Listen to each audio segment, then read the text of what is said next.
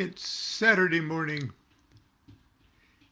and I thought we'd do just one more little day about Enochian Magick, just to sort of finish up what we started for the last couple days.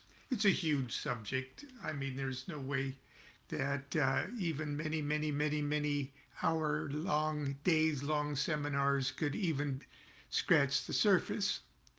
But it's something, as I've showed you yesterday, you could start doing immediately. But anyway, I've got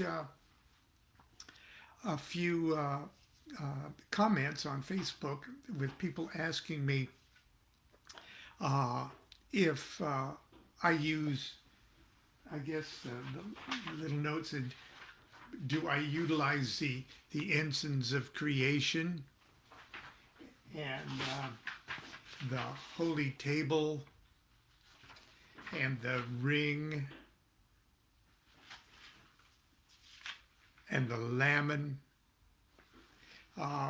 when I do the like elemental workings like I did yesterday, or like we did yesterday.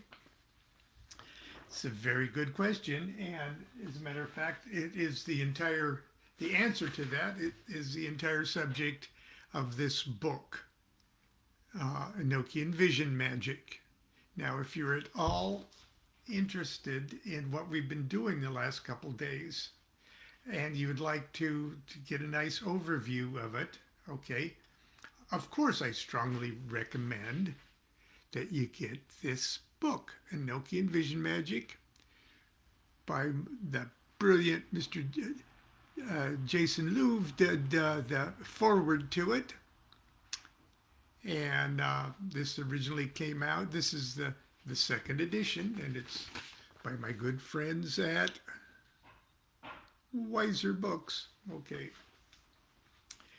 get a 6-pack of these. Get a case of them. Put them by the door, and when friends come over before they leave, give them a copy of it. Anyway, the answer is not quite that easy. Okay. The kind of Golden Dawn Crowley-esque magic that we've talked about over the last couple days really spring from material that was received by Dee and Kelly only in the less than a year of their working, the last 90 days, as a matter of fact, the most of it. So Enochian Magick took Dee and Kelly almost 3 years to get to the point. In the last 90 days, they brought through a system that we currently use, with that part elemental, part etheric. Okay, and it works great. It's beautiful. The Golden Dawn did a wonderful job at synthesizing that creme de la creme material. But there's all these other things that we see in the material, the incense, the holy table, the sigillum, and we've got information about the rings and the laminin and things. We've got the illustrations in the material, but what do we use them for? Crowley reproduced, copies of the Holy Table and things like that, but didn't say anything about them. Okay. Here is what I wrote in Enochian Vision Magick. For years and years and years, I taught sort of Golden Dawn, out of the box Enochian. It works just fine. The stuff we did the last couple of days works just fine. And for years and years and years, I taught it. And about every two years at Monday night class, I would do another series of it to get new people interested in Enochian magic. And after so many years, I thought, look, there's so much now available of the original D material. I want to see exactly what this other stuff was about. And when you start looking into what Dee and Kelly were actually doing, we find out that there's two systems of Enochian magic that came before this last 90 days of Enochian magic as we know it today. And it intrigued me because I know that magicians learn magic by, I guess you'd say, mutating yourself to learn more magic. A beginning magician uses the pentagram rituals to establish in their magical mind a position, that they are positioned somewhere in the cosmos. I'm a magician. This is my name. This is my new motto. Now I know who I am. I am my motto. But where am I in the cosmos? So you got to start somewhere. So you start by wrapping your meat brain around the fact that at least you're standing on the surface of the earth with the four terrestrial winds, and you give yourself a location. I am here. Just like at the mall when you go shopping, you're always comforted when you see the map that says you are here. Well, you're not actually there, but it gives you an idea of who you are and where you are. And same thing with pentagram ritual. It gives you a rough beginning idea of where you are on the surface of the earth. And then you master your position. Okay, and you get really comfortable with it. And so that's the beginning of you being a magician and your magician consciousness. But you can't stop there. That's not altogether accurate. Okay, you're on the earth going around, and the earth is going around the sun. So you need to expand your idea of where you are. So that's when you expand and learn the hexagram ritual, which positions you as the sun surrounded by the belt of the zodiac with the planets moving around. So you move from being a terrestrial identity to being a solar identity, and your consciousness has expanded, and so does your observation of your point of observation of being a magician. Well, it seemed like in the first year and a half, 2 years, Dee and Kelly were mutating themselves and learning these first two previous Enochian systems of magic, started to work on them so that they could be the magicians to receive this third creme de la creme. Okay, they couldn't have gone from square A to square D. Okay, they had to go to square A, B, C, D, E. Okay, if that makes sense. So, late in 2005, and I'm reading from Lon Milo DuQuette's Enochian Vision Magic, page 19.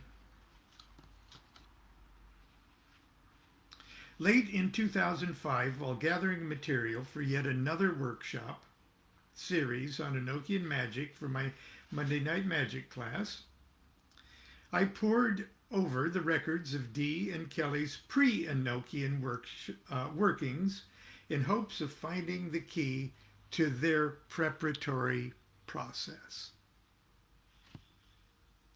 What exactly did the angels do to Dee and Kelly during the years prior to the final Enochian revelations? Dee and Kelly received some pretty interesting things during those early workings, including instructions for the creation of an array of magical implements that the Golden Dawn and Crowley all but ignored. A ring, a lamon, here's the lamon,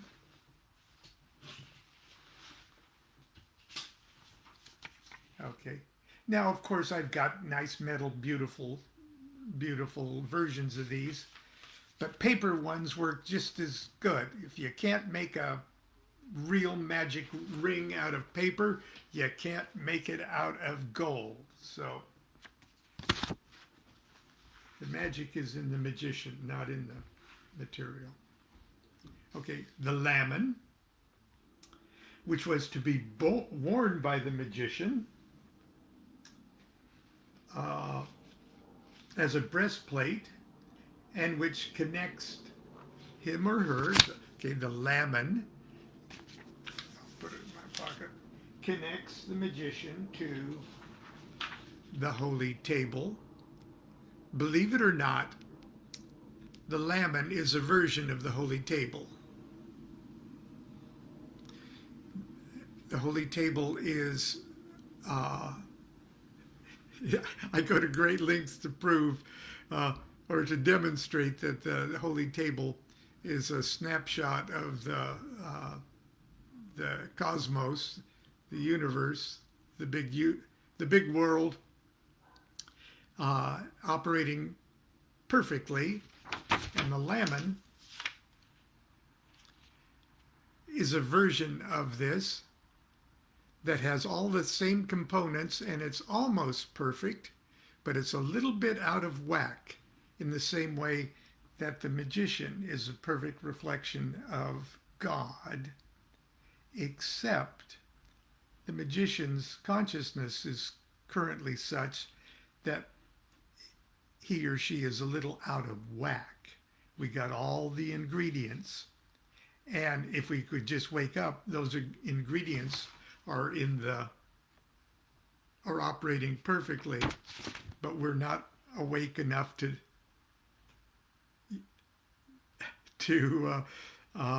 actually realize that we're operating perfectly. So we wear this lamon and sit in front of this holy table as if to say, please, I want to get perfect like you, holy table. Okay. I'm trying. Then the other thing is the sigillum de Ameth. Let's see if I can, here we go. There's another thing. It's one of the most recognizable symbols of the Enochian system, but who says anything about them in Golden Dawn or Crowley?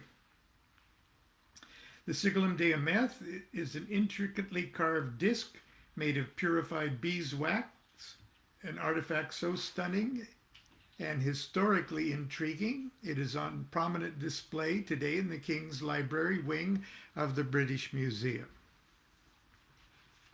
And every time I visit the British Museum, I stand in front of the sigillum and I look into Dee's black mirror and I recite the call of the 30th Aether while looking into the mirror until a docent or a guard comes up and says, "Nothing to see here, move along, move along." Then there were 7 talismans called ensigns of the creation. And those ensigns of creation were placed about the center or in a ring in the holy table. Okay. Those were the toys. Beautiful, wild toys. Took them months, years to receive painstakingly the information to create those things. All these items were linked to one another and to the magicians by an overwhelmingly complex process that distilled, shuffled, and organized thousands of letters from numerous and varied alphanumeric grids. These grids had been painstakingly received in vision, one letter at a time, by Kelly and duly transcribed by Dee. The letters spelled the names of great angels, which in turn, when manipulated, yielded the names of subordinate angels, which produced still more names. Now, before we get too excited about dusting off and playing with all these pre-Enochian magical tools and furniture, I have to make myself clear on one very important point. These items were received during the first phase of Dee and Kelly's workings. This period yielded a unique system of planetary magic they referred to as Heptarchia mystica. To all appearances, Heptarchic magic has little or no direct relationship to Enochian system they received during their final days of the practice. Also, it is demonstrably clear, in my mind at least, that Enochian magic can be performed quite effectively without using the ring, the lamen, the holy table, and so on. However, it is equally clear to me that as Dee and Kelly were receiving and working with the items and concepts of the Heptarchic magic, their minds and their psychic bodies were day by day undergoing subtle yet profound evolutionary changes. In the same way that the magician is changed after mastery of the pentagram to mastery of the hexagram, etc. Could the reason the practical Enochian material came so very late in the game be that Dee and Kelly had to first complete their transformation into magicians who could appreciate and handle the advanced work? After all, isn't that what magic is really about? Changes in the magician? Could these changes have been brought about by the mere act of meticulously following the angel's complex directions, which filtered and distilled these magical concepts into material manifestations? If so, this would be a vital preparatory step that modern Enochian magicians are omitting entirely. I grew intrigued with this idea. Given the fact that the Golden Dawn Crowley methods of Enochian magic already work so well right out of the box, how much better might these same techniques work if the magicians were first prepared and attuned in a manner similar to the way Dee and Kelly had been prepared and attuned? A magician so equipped would be picking up, as it were, where the two magicians left off in 1584. I was at first uneasy with this theory because it came dangerously near to destroying my comfortable philosophy of don't try to duplicate the magic Dee and Kelly did to receive the system, just use the system they received.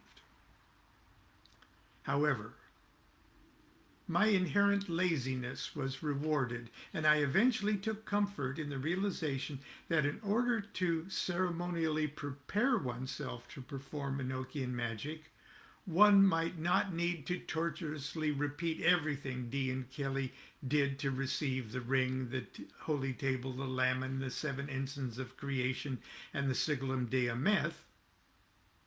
Instead, one must simply understand and use in a way that mirrors that preparation process the ring, the holy table, the lamen, the 7 incenses of creation, and the sigillum de ameth that they received. This book was written to show the practicing Enochian magician how to do precisely that. And the little ritual in the chapter 1, and outlined in greater detail in the appendix, is the ceremony that embodies this preparation process. Like the rituals of the pentagram that prepare for elemental magic, like the rituals of the hexagram that prepare for planetary magic, I believe this little ceremony captures the essence of the step-by-step process of personal alchemy that prepared and attuned Dee and Kelly. So, once again, I'm plugging the book. It's Saturday commercial time, I guess. I'm plugging the book, Enochian Vision Magic, a practical guide to the magic of Dr. John Dee and Edward Kelly. So that's where we're going to end it today, and I think we'll move on to another subject tomorrow, but I thank you for your little messages and everything on Facebook. That's why I did this today, because of a question somebody asked yesterday. But anyway, I've got to get on with my day. I will see you tomorrow for Sunday school. Perhaps we'll do something sacred tomorrow. As a matter of fact, I guarantee you we'll do something sacred tomorrow, because we can't help it. Until tomorrow for Sunday school, continue to be good to yourself and be good to each other. Do what thou wilt shall be the whole of the law. Love's the law, love under will.